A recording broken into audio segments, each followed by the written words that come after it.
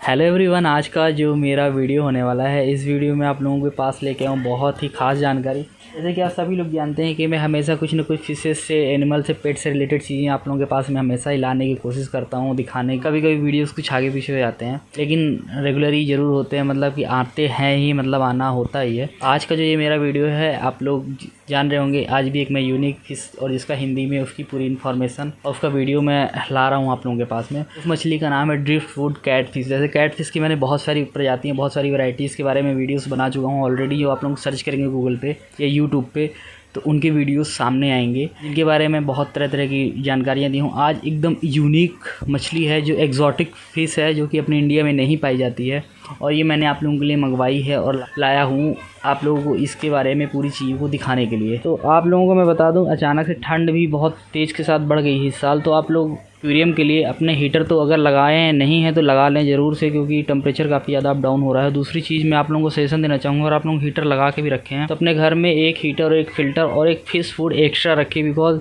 Corona भी है तो ज़्यादा बार आप लोगों को कहीं आना जाना मन नहीं पड़ेगा, भीड़ भाड़ भी नहीं होगी। साथ में कभी हीटर ख़राब हो गया, फ़िल्टर ख़राब हो गया, अचानक फिश फूड ख़त्म हो गया तो आप लोगों को परेशान नहीं होना पड़ेगा। बिकॉज मेरे पास कई बार ऐसा होता है कि जब मैं घर चला जाता हूँ तो रात को 9 बजे 10 बजे कई लोगों के कॉल आते हैं कि भैया मुझे फिश फूड चाहिए, इमरजेंसी है, हीटर ख़राब हो गया, फ़िल्टर ख़राब हो गया, ऑक्सीजन नहीं मिल रही। मैं भी यहाँ नहीं होता हूँ तो मुझे कई बार ऐसी चीज़ों का सामना करना पड़ता है। तो एक्चुअली मैं विंटर को देखते हुए, कोरोना का जो थर्ड वेव आ रही है उसको देखते हुए मैं आप लोगों को एक छोटा सा सजेशन देना चाहता था। अब चलिए मैं आप लोगों को लेट नहीं करूँगा, मछलियाँ दिखाता हूँ अपनी। तो स्टार्टिंग के साथ में मैं आप लोगों को बताना चाहता हूँ, ये जो मछली है वो मछली अभी आप लोगों को तो पहले दिख ही नहीं रही है। पहले मैं आप लोगों को दिखा दूँ।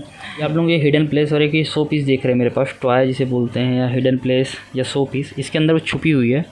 मैं आप लोगों से अच्छे से व्यू और बहुत ही बेहतरीन तरीके से उसके बारे में सारा कुछ बताना चाहता हूँ। तो इसके बारे में एक छोटी सी इन्फॉर्मेशन दे देता हूँ। जैसे एक्जॉटिक फिश है, इसका मतलब इंडिया की नहीं है, और इंडिया के बाहर से साउथ अमेरिका में पाई जाने वाली मछलियाँ साउथ अमेरिका के रिवर्स में पाई जाती हैं, और वहाँ पे जैसे कि आपका कोलंबिया हो गया, ब्राज़ील हो गया, कुछ इस तरीके की रिवर्स मिलती हैं, जैसे कि आपकी कुछ चिचिल्ड फिशेस होती हैं। अब इनका टैंक मेट आप लोग देख सकते हैं। जैसे यहाँ पे आप लोगों को एल्बिनो ऑस्कर दिख रही है, पैरेट दिख रही है, बनाना दिख रही है, ब्लू चिकलेट दिख रही है, उसके साथ में कुछ एक सेवरम है। ऐसी मछलियों के साथ में रह लेती है। लेकिन हाँ, इसको अब रखने के लिए स्टार्टिंग तो हुई, जो कि इसके बारे में मैं बताते बताते स्टार्ट कर दी हूँ, कहाँ पाया जाता है, कहाँ पाई जाती है, सारा कुछ लेके।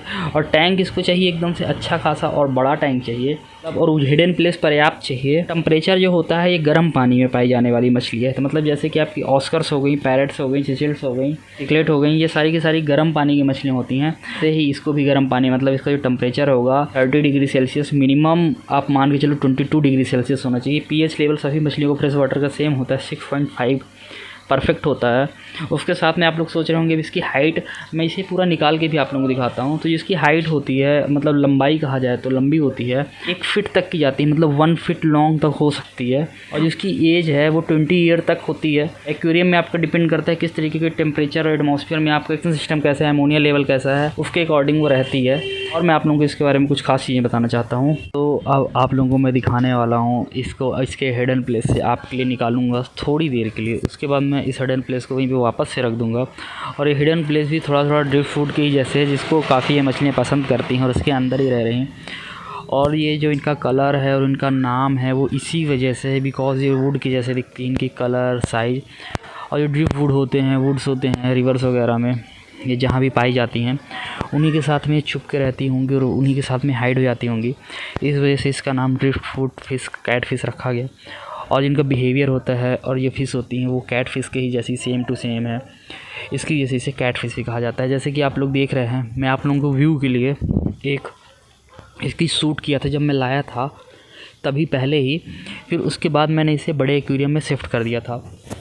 लेकिन मेरे पास 2 फ़िश थी, लेकिन आप लोग सिर्फ एक ही फ़िश देख पा रहे हैं। उसका रीज़न क्या है कि एक फ़िश फ़िल्टर के बगल में, जो टॉप फ़िल्टर लगा हुआ है उसके बगल में लंबे लंबे ऊपर तरफ करके लेटी हुई है, जो कहें तो सो रही है।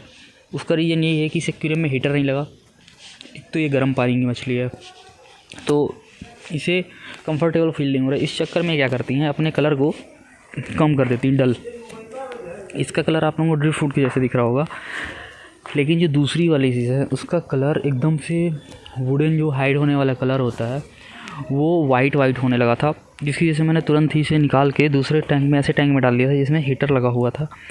आप लोग को दिखाता हूँ अभी मैं थोड़ी देर से क्योंकि आप लोग इसे अच्छे से तरीके से व्यू पालें। इसके सामने देख सकते हैं कैट फिश की ऐसी मूछें होती हैं, सेंसर होते हैं जो चीज़ों को फाइंड करते हैं और इससे इनको रास्ता देखने में, खाना ढूंढने में काफ़ी ज़्यादा मदद मिलती है। उसके साथ में अब मैं आप लोगों को इसे बड़े टैंक में डाल के दिखाता हूँ, दूसरी वाली मछली को भी दिखाता हूँ।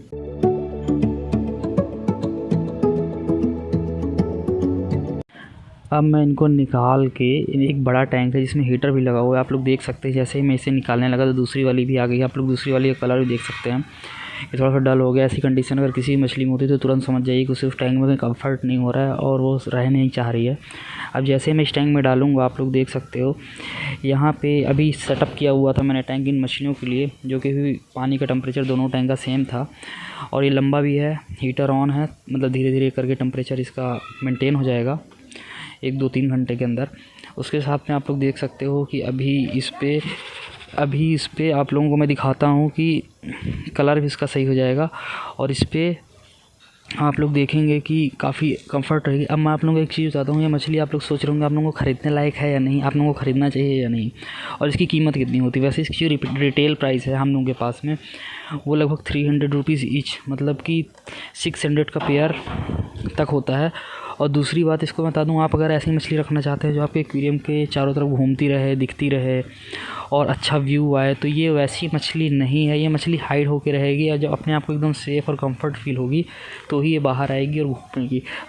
आप लोग बहुत बार शॉप वगैरह में इस कैट फिश को देख लोगे जब बहुत तेज़ी भागती रहती है, वो एक्चुअल में अच्छे तरीके से कंफर्ट नहीं होती, इसकी वजह से वो ऐसा करती हैं। तो अगर आप लोग वो चीज़ देख के ये फिश लेना चाहते हैं कि आपके एक्वेरियम में भी ऐसे ही दौड़ लगाएंगे और भागेंगे, तो ऐसा बिल्कुल भी नहीं होने वाला है। हाइड होकर और छुप के रहती हैं आपके टैंक में स्टार्टिंग में। तो अगर आप लोग मेरा ये वीडियो पहली बार देख रहे हैं, मेरे चैनल में पहली बार आए हैं, तो चैनल को सब्सक्राइब जरूर कीजिएगा, वीडियो को शेयर करके लाइक भी कीजिएगा, जिससे मैं ऐसे इंटरेस्टिंग वीडियोज़ आप लोगों के लिए बनाता रहूँ। तो आज के लिए बस